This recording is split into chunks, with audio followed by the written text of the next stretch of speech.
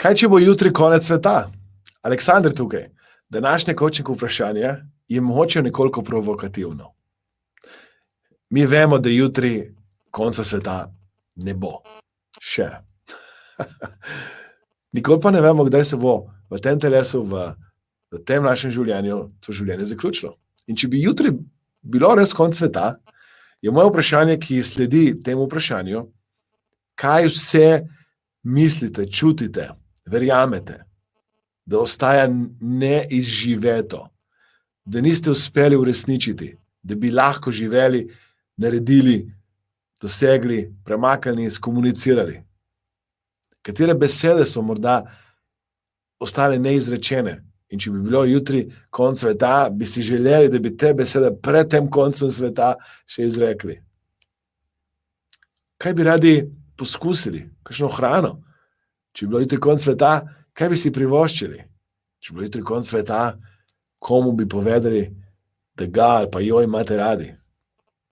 Če bi bilo jutri konec sveta,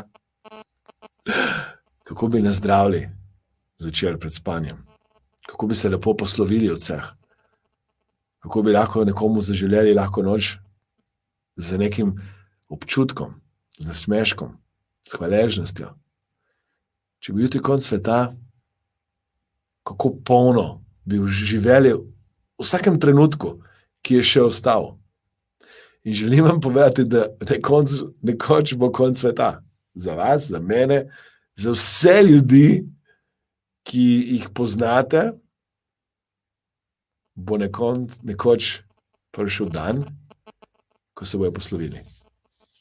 Ko se bomo poslovili. In ker živimo v omejenem časovnem razponu, ko imamo omejen čas, vas vabim, da živite polno. Da živite to, kar bi radi živeli. Da namenite življenje dejanjem ljubezni.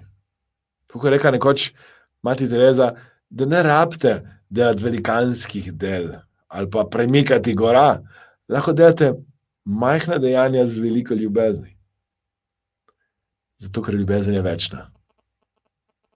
In kadarkoli naredite nekaj z ljubeznijo, ostane zapisano na tem planetu, na tem svetu zavedno. Če bi jutri konec sveta, ali bi klikali zdaj na like in komentirali, bi rekli, Aleksandr, če je konec sveta, jutri ne bo coaching vprašanja in ne bomo več komentirali, všečkali, delili, zato bi bilo fajn, da zdaj to naredimo. To lepo prosim. Klikajte na like, komentirajte, všečkajte, mogoče pa res, ne bo še. Mislim, da imamo še nekaj coaching vprašanj do konca. Je res? Dajmo prosim vseeno klikajte na like, komentirajte, všečkajte, pomagajte informirati večjemu številu ljudi. Dajmo s pozitivnostjo gledati, da bo ljubezen, ki jo imamo v sebi, sporočilo, ki jo dajemo svetu, ta energija, kateri del smo, večno obstajala. Hvala, ker ste, hvala, ker boste zdaj všečkali, če še niste, komentirali, delili in mi pomagali pomagati večjemu številu ljudi. Res? Hvala in še enkrat